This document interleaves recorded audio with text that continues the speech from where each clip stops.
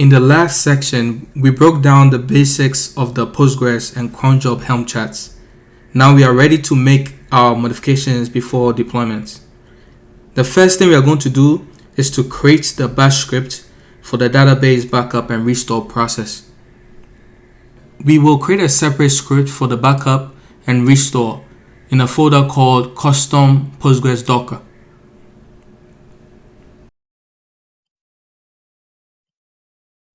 Our backup script is pretty straightforward.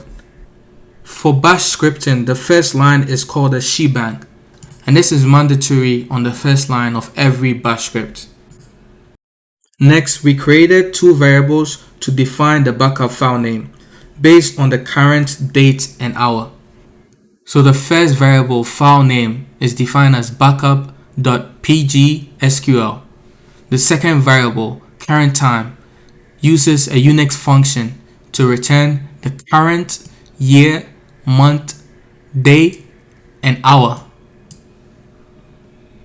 Then the most important line, which is the backup command. The command takes a few parameters. First is no password. This is to ensure that the command runs without prompting us for a password. Then the U parameter defines the user which will be used to run the pgdump command.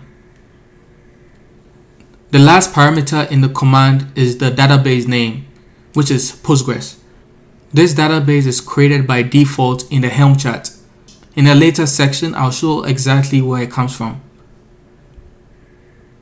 The last part of the command defines the location where the backup will be stored.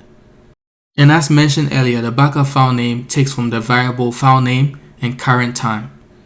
And so when the script is executed, there will be a backup file created in the directory home backups. One important update we will have to make is on line 6.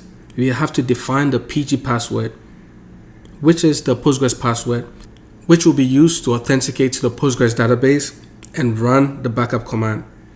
Without setting the PG password value, the backup will fail due to authentication issues.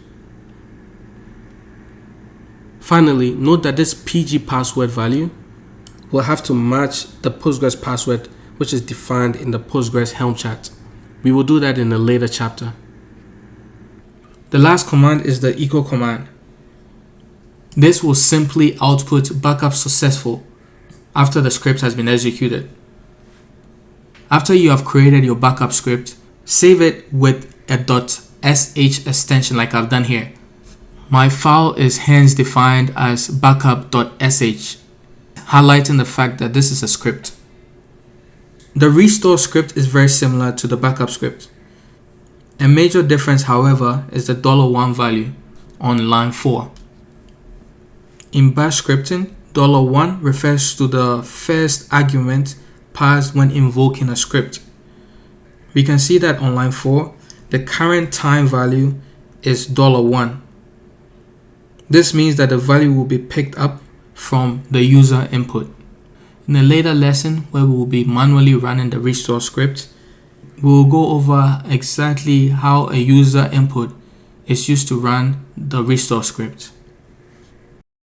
Basically, as we can see on line 7, the user input is used in the PSQL restore command to choose which exact backup file to restore. Save the restore script the same way you did the backup script. And now both our scripts are ready. In the next section, we will use them to create a custom Postgres Docker image.